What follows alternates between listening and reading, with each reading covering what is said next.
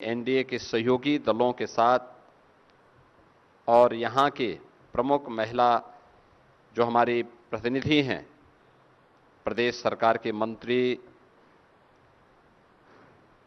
प्रदेश सरकार में विभिन्न आयोग और बोर्डों के अध्यक्ष, अन्य पदाधिकारी, अन्य जनप्रतिनिधियों की ओर से मैं उनका हृदय से स्वागत करता हूं। मैं इस विशेष पीसी में आप सबका भी स्वागत करता हूं। मित्रों, हम सब इस बात को जान रहे हैं कि प्रधानमंत्री मोदी जी ने 2014 में देश की सत्ता जब अपने हाथों में ली थी, तब उन्होंने देश के अंदर एक बात बहुत स्पष्ट की थी। उन्होंने कहा था देश के अंदर 4 ही जातियां हैं। एक नारी है, एक गरीब है, एक युवा है और एक किसान है। भारत को कमजोर करने की नीयत से जिन लोगों ने जातिवाद के नाम पर अपने स्वयं के परिवार का भरण पोषण करके उनके लिए देश को लूटा है, स्वाभाविक रूप से उनके लिए यह एक चुनौती थी और चेतावनी भी।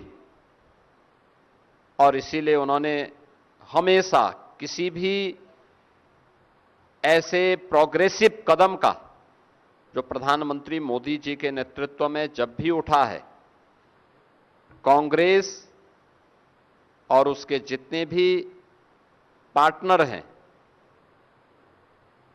उन सब ने हमेशा उस प्रोग्रेसिव सोच को और देश के हित के लिए उठाए जाने वाले कदम का विरोध करते रहे। आज के जो पीसी है, यह विशेष रूप से नारी शक्ति वंदन अधिनियम के देश से क्या कुछ हुआ और पब्लिक रिएक्शन क्या है, इसके बारे में आहूत की गई है। मित्रों, हम कह सकते हैं आधी आबादी के मन में विपक्ष के इस नारी विरोधी आचरण के बारे में भारी आक्रोश है और वह आक्रोश कांग्रेस और इंडी गठबंधन के सहयोगी दल Samajwadi party, RJD, TMC, DMK और अन्य उन दलों का जो इस पाप में भागीदार थे, उनके प्रति आधी आबादी के मन में यह आक्रोश आज देखने को मिल रहा है कि कैसे एक और प्रधानमंत्री जी के द्वारा उठाए जाने वाले एक एक समाज के, देश के हित में जो कदम उठाए गए हैं, उन कदमों में कैसे बैरियर के रूप में और उन कदमों को आगे बढ़ने से रोकने के लिए इंडी गठबंधन किस हद तक जाकर के षड्यंत्र करता है। 2023 में नारी शक्ति वंदन अधिनियम पारित हुआ था, लेकिन जब महिला संगठनों, सामाजिक संगठनों ने इस बात की मांग की कि यह अधिनियम 34 की बजाय 29 में लागू हो, तो उनकी मांग के अनुरूप प्रधानमंत्री जी ने सभी पक्षों से विचार विमर्श करने के उपरांत यूनियन गवर्नमेंट नारी शक्ति वंदन अधिनियम 2023 में आवश्यक संशोधन लेकर के आई। इसके लिए संसद का 16, 17, 18 को विशेष अधिवेशन भी हुआ। कुछ राज्यों ने इस बारे में मांग उठाई थी कि ऐसा न हो कि इसके माध्यम से उनके हक को कम कर दिया जाए। प्रधानमंत्री जी ने नारी शक्ति वंदन अधिनियम विधेयक 2023 में पारित करते समय तय किया था कि भाई किसी का हक नहीं छीना जाएगा। ये 33% आरक्षण जो हम अपनी माताओं बहनों को उपलब्ध करवा रहे हैं, इसके लिए इतनी अतिरिक्त सीट हम लोकसभा में और विधानसभा में बढ़ाएंगे। जब इधर ये बात चर्चा में आई कि दक्षिण भारत के राज्य मांग उठा रहे हैं कि साहब हमारा हक कम होगा, तो प्रधानमंत्री जी ने इस बात के लिए और माननीय गृह मंत्री जी ने भी इस बात के लिए आश्वस्त किया कि 2011 की जनगणना के अनुसार जो व्यवस्था है उसी के तहत जैसे अन्य राज्यों में, उत्तर के राज्यों में, पूरब के राज्यों में बढ़ेंगे, वैसे ही दक्षिण के राज्यों में भी वह अनुपात उसी अनुपात में यह बढ़ेगा। हक किसी का कम नहीं होना है। केवल एक ही इच्छा है कि सारा सदन मिलकर के भारत की नारी को सुरक्षा, सम्मान और स्वावलंबन के प्रत्येक नारी शक्ति वंदन अधिनियम को इस संशोधन के साथ पारित करके 2029 में उनका अधिकार दे दे। लेकिन जो दृश्य वास्तव में सदन के अंदर इंडी गठबंधन का रहा है, Congress, Samajwadi party, TMC, DMK का रहा है, यह पूरी तरीके से एक बार उस दृश्य की ओर ध्यान आकर्षित करता है जो भरी सभा में द्रौपदी का चीरहरण जैसा दृश्य था। किस प्रकार की टिप्पणी और गैर जिम्मेदाराना टिप्पणियां विपक्ष के द्वारा की गई और किस प्रकार का आचरण किया गया, यह किसी से छुपा हुआ नहीं है। और इसीलिए मैं आज के इस माध्यम से बताना चाहता हूं कि इन सब आश्वासनों के बावजूद सर्वसम्मति से कार्य होता तो स्वाभाविक रूप से पूरे सदन को इसका श्रेय मिलता, नारी को उसका सम्मान, उनकी सुरक्षा और स्वावलंबन के लिए जो कदम उठाए जा रहे थे यह हक मिलता जो उसका स्वाभाविक अधिकार है। लेकिन इसमें जो बातें की गई, लोगों ने ऐसे मुद्दों को लाने का प्रयास किया, जैसे समाजवादी पार्टी ने उसमें मुद्दा छेड़ा कि इसमें मुस्लिम महिलाओं को आरक्षण क्यों नहीं मिल पा रहा है। देखो, ये संविधान की दुहाई देते हैं, लेकिन बाबा साहब भीमराव अंबेडकर की भावनाओं की प्रतिकूल आचरण इनका यहां पर भी देखने को मिला। याद करिए, जब भारत का संविधान निर्माण हो रहा था, उस समय संविधान निर्माण होते समय भी धर्म के आधार पर आरक्षण देने की मांग उठी थी। सर्वसम्मति से इसका वहां पर सभी पक्षों ने विरोध किया था। बाबा साहब भीमराव अंबेडकर ने इस पर बहुत तीखी टिप्पणी लिखी थी कि एक बार विभाजन हो गया है, भारत दूसरे विभाजन के लिए तैयार नहीं हो सकता। लोह पुरुष सरदार वल्लभ भाई पटेल ने विरोध किया। उस समय के संविधान निर्माण समिति से जुड़े हुए सभी सदस्यों ने इसका पुरजोर विरोध किया, लेकिन समाजवादी पार्टी और उनके जो अन्य सहयोगी हैं कांग्रेस की उस रणनीति में, मैं पूछना चाहता हूं कांग्रेस से, समाजवादी पार्टी से, कि महिला आरक्षण से जुड़ा हुआ यह मुद्दा जो नारी शक्ति वंदन अधिनियम के माध्यम से पारित हुआ था, इसमें पुरुष का हक नहीं मारा जा रहा था, लेकिन महिला सशक्तिकरण के लिए एक बहुत ही प्रोग्रेसिव सोच के साथ यह कदम उठाया गया था। आज जब आप मुस्लिम महिलाओं की बात करते हैं, वे तब कहां थे जब साबानो प्रकरण में कांग्रेस की सरकार ने मुस्लिम महिलाओं के अधिकार को पूरी तरह उन्हें वंचित करने का प्रयास किया। याद करिए, ये इंडी गठबंधन है। जब प्रधानमंत्री मोदी जी ने साबानो प्रकरण में कांग्रेस के इस पाप का परिमार्जन करने का कार्य किया था और उस समय प्रधानमंत्री जी ने देश के अंदर ट्रिपल तलाक पर पूरी तरह प्रतिबंध लगाया। भारत का कानून शादी ब्याह के लिए भारत के प्रत्येक नागरिक पर समान रूप से लागू होगा। तब ट्रिपल तलाक के खिलाफ बनाए गए कानून का भी कांग्रेस और इंडी गठबंधन के जितने भी अन्य सहयोगी हैं, समाजवादी पार्टी, टीएमसी, डीएमके, इन सब ने तब भी विरोध किया था। यह इनका दोहरे आचरण को प्रदर्शित करता है। ऐसा नहीं कि इन लोगों को देश के अंदर सत्ता में रहने का अधिकार न प्राप्त हुआ हो। आज जो लोग महिलाओं के हक की बात की दुहाई देते हैं, उनसे पूछा जाना चाहिए, कांग्रेस और इंडी गठबंधन को देश के अंदर सबसे अधिक समय तक शासन करने का अवसर प्राप्त हुआ, सबसे अधिक समय तक। लेकिन जिन चार जातियों का उल्लेख प्रधानमंत्री मोदी जी ने किया, नारी के लिए भारत की आधी आबादी, गरीब के लिए, अन्नदाता किसान के लिए और युवा के लिए कोई भी अच्छी सोच, अच्छे प्रोग्राम, प्रोग्रेसिव सोच को कभी भी इंडी गठबंधन कभी भी आगे नहीं बढ़ा पाया, कभी नहीं आगे बढ़ाया।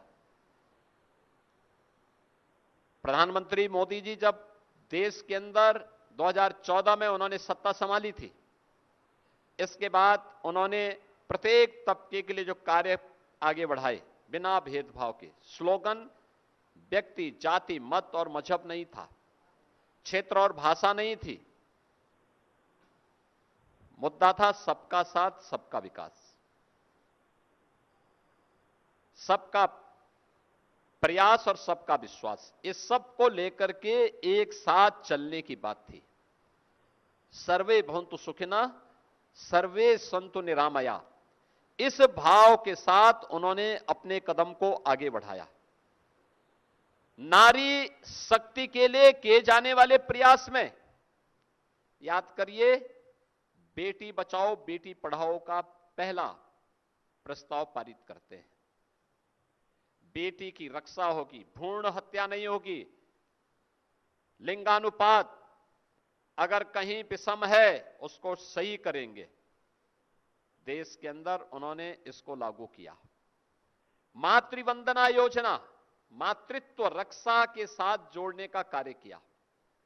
बेटी गर्भ में भी सुरक्षित रहेगी और उसका बाहर आने पर उसका टीकाकरण हो, इसके लिए भी उन्होंने इंद्रधनुष जैसे प्रोग्राम चलाए।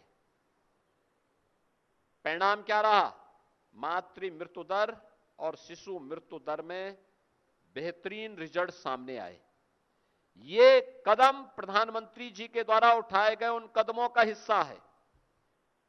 बेटी को शिक्षा में अधिकार मिलना चाहिए।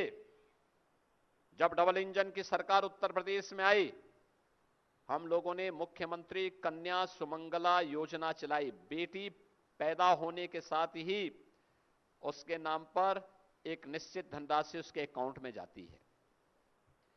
बेटी 1 वर्ष की होगी, सभी प्रकार के टीकाओं से आच्छादित है, एक निश्चित राशि उसके अकाउंट में जाती है।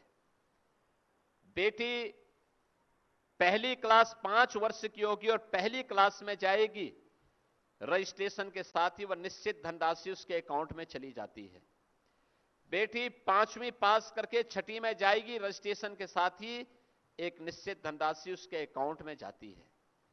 बेटी 8वीं पास करेगी, रजिस्ट्रेशन के साथ ही एक निश्चित धनराशि उसके अकाउंट में जाती है। यानी जन्म लेने से लेकर के हाई स्कूल तक की पढ़ाई और उससे ऊपर की पढ़ाई के लिए 25,000 का पैकेज उस बेटी को उत्तर प्रदेश सरकार की, उत्तर प्रदेश के डबल इंजन की एनडीए की सरकार उपलब्ध करवा रही है।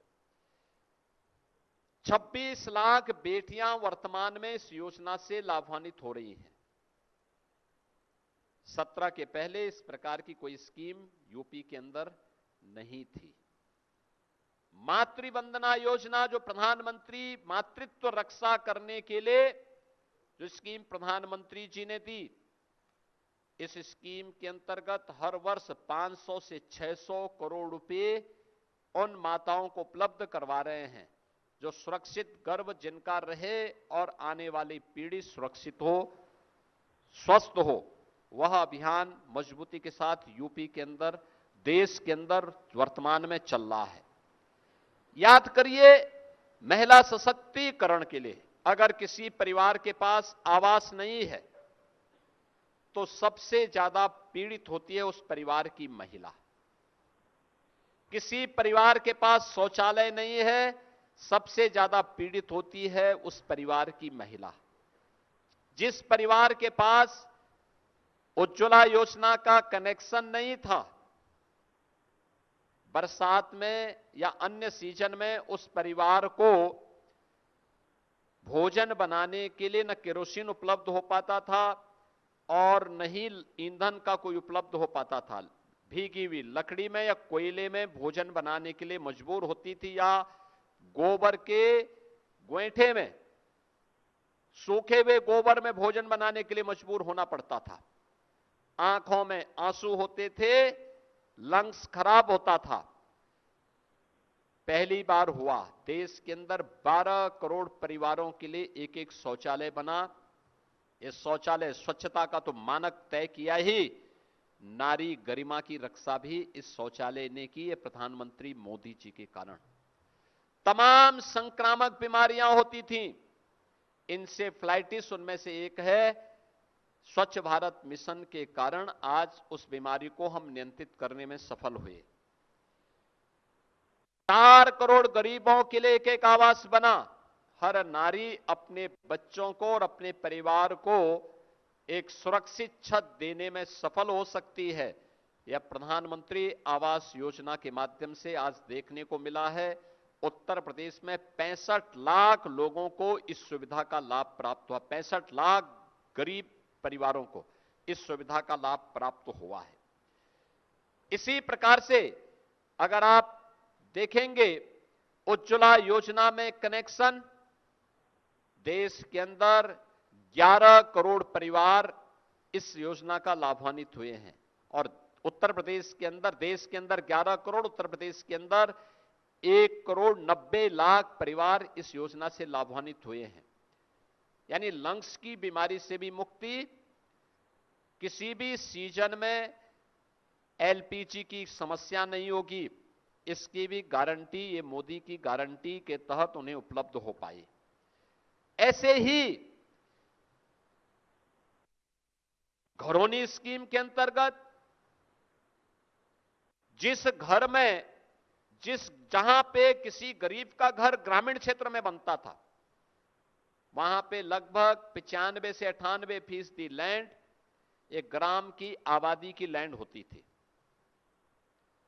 किसी गरीब का घर उजड़ता था, दोबारा मकान नहीं बनाने दिया जाता था। दबंग लोग उस पे हावी होते थे। पहली बार भारत के इतिहास में हुआ है जब 3 करोड़ परिवारों को ग्रामीण अभिलेख, घर के अभिलेख उपलब्ध हुए हैं। उनमें से 1 करोड़ से ज्यादा लोगों को अकेले उत्तर प्रदेश के अंदर अभिलेख प्राप्त हुए प्रधानमंत्री मोदी जी के कारण। और ये जितने भी घरौनी दिए गए हैं, ये घर की महिला सदस्य के नाम पर दिए गए हैं। याद करिए, देश के अंदर 50 करोड़ लोग आयुष्मान भारत की सुविधा का लाभ प्राप्त कर रहे हैं। उत्तर प्रदेश में 10 करोड़ लोग सीधे सीधे इस योजना का लाभ प्राप्त कर रहे हैं। यानी उत्तर प्रदेश आयुष्मान भारत में 5 लाख रुपए की स्वास्थ्य बीमा का कवर। परिवार में कोई बीमार होता था, प्रताड़ित और पीड़ित महिला होती थी, लेकिन वो बेचारी जैसे तैसे कर्जा लेकर के या अपना जेवर गिरवी रख करके पहले की सरकारों में वह उपचार अपने परिवार के सदस्यों की कराती थी। आज 5 लाख का आयुष्मान भारत की गारंटी उसको मोदी जी की गारंटी के रूप में उपचार के लिए उपलब्ध हुआ है। ऐसे ही बेसिक शिक्षा परिषद में यूपी के अंदर 1 करोड़ 90 लाख बच्चों को 2 uniform, bag, book, shoes, socks, sweater ये सभी उपलब्ध करवाने का कार्य डबल इंजन की सरकार उन्हें उपलब्ध करवा रही है। बेटी शादी योग्य हो गई है। मुख्यमंत्री सामूहिक विवाह योजना में बेटी की शादी के लिए 1 लाख रुपए देंगे। अब तक हम 6 लाख से अधिक बेटियों की शादी इस स्कीम के अंतर्गत कर चुके हैं। निराश्रित महिला पेंशन, वृद्धजनों के लिए, दिव्यांग जनों के लिए मिलने वाली पेंशन, किसी परिवार में दुर्भाग्य से कोई महिला निराश्रित हो जाती है, कोई महिला निराश्रित हो जाती है, बुजुर्ग हो जाती है, कोई पुरसा हाल नहीं था।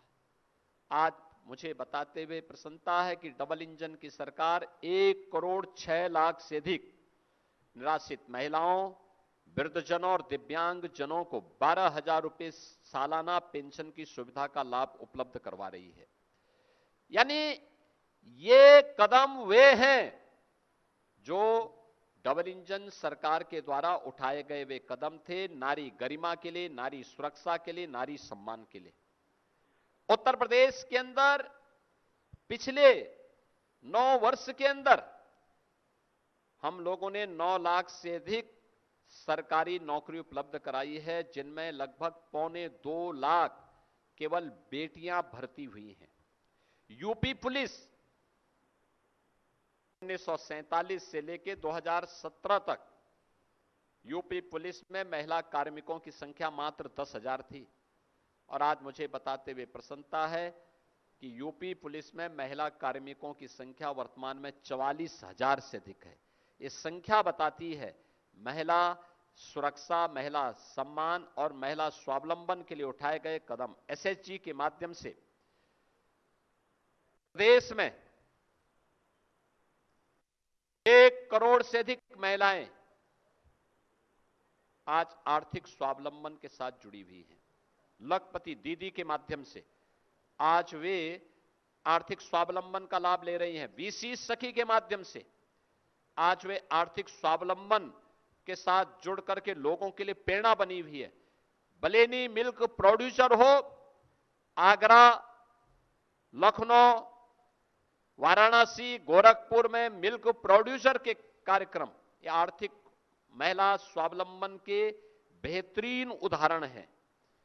ये चीजें दिखती हैं जब सरकार के द्वारा कोई इनिशिएटिव लिया जाता है तो उसके परिणाम भी सामने आते हैं, उसको उस रूप में आगे बढ़ाया जाता है। ओडीओपी स्कीम के अंतर्गत, one district one product scheme के अंतर्गत वर्तमान में 96 लाख एमएसएमई यूनिट यूपी के अंदर कार्य कर रहे हैं। ये 96 लाख एमएसएमई यूनिट में कार्य करने वाली आधी आबादी महिलाओं की है। यूपी में वर्तमान में 21,000 से अधिक स्टार्टअप काम कर रहे हैं। डबल इंजन सरकार के प्रयास का परिणाम है कि आधे से अधिक स्टार्टअप हमारी नारी शक्ति के द्वारा संचालित है। पिछले 11-12 वर्ष में प्रधानमंत्री मोदी जी के नेतृत्व में कौन ऐसा सेक्टर है जिसमें महिलाओं को नेतृत्व न मिला हो? शिक्षा, स्वास्थ्य, एग्रीकल्चर, डिफेंस और जीवन के टेक्नोलॉजी का क्षेत्र हो, हर एक सेक्टर में आज ये संख्या है।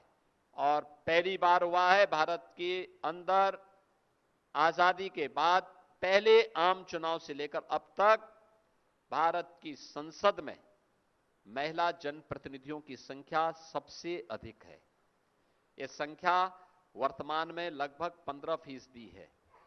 78 महिला एमपी वर्तमान में देश की संसद में है, लेकिन इस संख्या को 33 और 50% तक पहुंचाने के लिए प्रधानमंत्री मोदी जी की एक अभिनव जो प्रयास था, उस प्रयास में बैरियर बना है इंडी गठबंधन, Congress, Samajwadi party, RJD, TMC, DMK.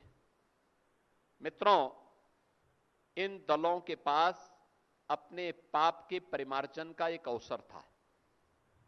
Uttar Pradesh में समाजवादी पार्टी को आप जब नाम लेते हैं तो यहां तो पहले से ही चर्चा होती है, देख सपाई बिटिया घबराई। यानी स्टेट गेस्ट हाउस कांड, इनके पास अपने उस पाप को धोने का एक अवसर था। इनको इस अधिनियम को पारित करने में अपना योगदान देना चाहिए था, लेकिन दुर्भाग्य है कि लोग बैरियर बने रहे और बैरियर बनकर के बस होने नहीं देना है, होने नहीं देना है। यानी सब कुछ इनको और इनके परिवार को मिले, किसी नारी को ना मिले, किसी गरीब को ना मिले, किसी युवा को ना मिले, किसी किसान को ना मिले। इनकी यही युक्ति रहती है और इसके लिए इनके हमेशा से यही प्रयास चल रहे हैं और इसीलिए ये लोग संसद की कार्रवाई में हमेशा बाधक बनते हैं। आज के इस अवसर पर हम प्रधानमंत्री जी के इस प्रयास के लिए उनका अभिनंदन करते हैं। उनके प्रयासों के लिए बिना रुके, बिना डिगे, बिना थके, उनके नेतृत्व में देश जिस मजबूती के साथ आगे बढ़ रहा है और उसमें समाज के प्रत्येक तबके के लिए उन्होंने जो कार्य किए हैं और जो कदम बढ़ाए हैं, उत्तर प्रदेश आबादी का सबसे बड़ा राज्य होने के नाते पूरा उत्तर प्रदेश प्रधानमंत्री मोदी जी के साथ खड़ा है, उनका आभार व्यक्त करता है, उनका अभिनंदन करता है, उनके इस प्रयास की सराहना भी करता है। और इस अवसर पर उत्तर प्रदेश की नारी शक्ति के मन में जो आक्रोश है कांग्रेस और इंडी गठबंधन के प्रति, उनके कृत्यों के प्रति, उस आक्रोश में पूरा एनडीए एकजुट होकर के उत्तर प्रदेश की आधी आबादी के साथ खड़ा है। हम उनके साथ खड़े हैं। ये लगातार धरना प्रदर्शन आंदोलन प्रारंभ हुए हैं, लोकतांत्रिक तरीके से सारे कार्यक्रम चल रहे हैं। कांग्रेस को, समाजवादी पार्टी को और इंडी गठबंधन के अन्य दलों को, टीएमसी, डीएमके, इन सभी को आधी आबादी से माफी मांगनी चाहिए, अपने इस कृत्य के लिए माफी मांगनी चाहिए। उनका यह कृत्य अक्षम्य है। आधी आबादी उन्हें किसी भी स्थिति में उन्हें माफ नहीं करने वाली है और मैं देश भर की आधी आबादी से, सभी बहनों से, सभी बेटियों से इस बारे में अपील करूंगा। यह महिला विरोधी आचरण, नारी विरोधी आचरण वास्तव में विकास को अवरुद्ध करने का है। महिला जिन क्षेत्रों में आगे बढ़ी है, जब भी उसे आगे बढ़ने का अवसर प्राप्त हुआ है और उसके हाथ में लीडरशिप आई है, हम लोगों ने बहुत सारे रिफॉर्म वहां पर होते हुए देखे हैं। शिक्षा के क्षेत्र में, स्वास्थ्य के क्षेत्र में, पोषण के क्षेत्र में, स्वावलंबन के क्षेत्र में ढेर सारे परिवर्तन वहां पर होते हुए दिखाई दिए हैं। बहुत सारे सेक्टर ऐसे हैं जहां पर वे बेहतरीन करती हैं, अच्छा परफॉर्म करती हैं। यूपी का एमएसएमई सेक्टर हमारी नारी सशक्तिकरण का एक बेहतरीन उदाहरण है। उत्तर प्रदेश के अंदर नारी गरिमा के प्रतीक वे सभी सेक्टर बने हैं जहां पर वह बेहतरीन लीडरशिप दे सकती है। और आज का यह अवसर उसी दृष्टि से अत्यंत महत्वपूर्ण है कि उनकी इस लीडरशिप को इंडी गठबंधन ने बाधित किया है, उसमें बैरियर बनी है। कांग्रेस और समाजवादी पार्टी और उनके अन्य सहयोगी दलों का यह कृत्य अक्षम्य है।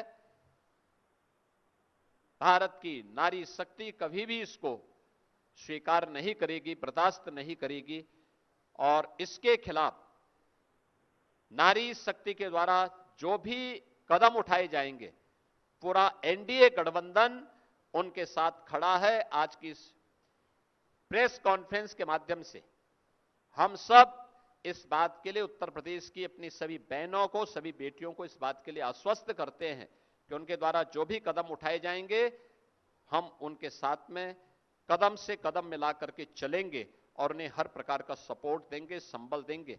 मैं आज के इस अवसर पर, आज की इस विशेष प्रेस कॉन्फ्रेंस में आप सब आए, दिल्ली से अपने व्यस्ततम समय से निकाल करके यहां पर केंद्रीय महिला और बाल विकास विभाग मंत्रालय की मंत्री माननीय अन्नपूर्णा देवी जी यहां पर आई हैं। मैं उनका हृदय से स्वागत करता हूं और विश्वास दिलाता हूं कि कांग्रेस और उनके सहयोगियों के इस प्रकार के कृत्य के खिलाफ नारी शक्ति जो भी कदम उठाएगी, पूरा एनडीए गठबंधन, जिसमें हमारे प्रदेश अध्यक्ष जी भी यहां पर आए हैं, अपना दल है, सुहेलदेव राजभर पार्टी, निषाद पार्टी, राष्ट्रीय लोक दल, ये सभी एनडीए के जितने भी हमारे सहयोगी हैं, सभी लोग आज यहां पर आए हैं।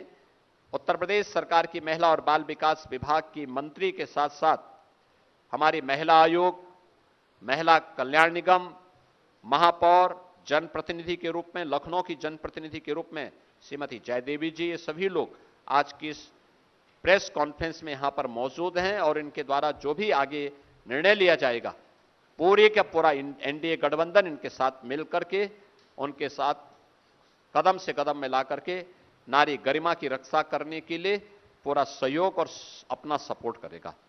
बहुत बहुत धन्यवाद जी। धन्यवाद माननीय मुख्यमंत्री जी। आज की अपनी प्रेस वार्ता हम यहीं पर पूर्ण करते हैं। आप सभी पत्रकार मित्रों का आभार व्यक्त करता हूं। आप सभी के लिए स्वल्पाहार की व्यवस्था है। मीडिया की टीम स्वल्पाहार की व्यवस्था करेगी।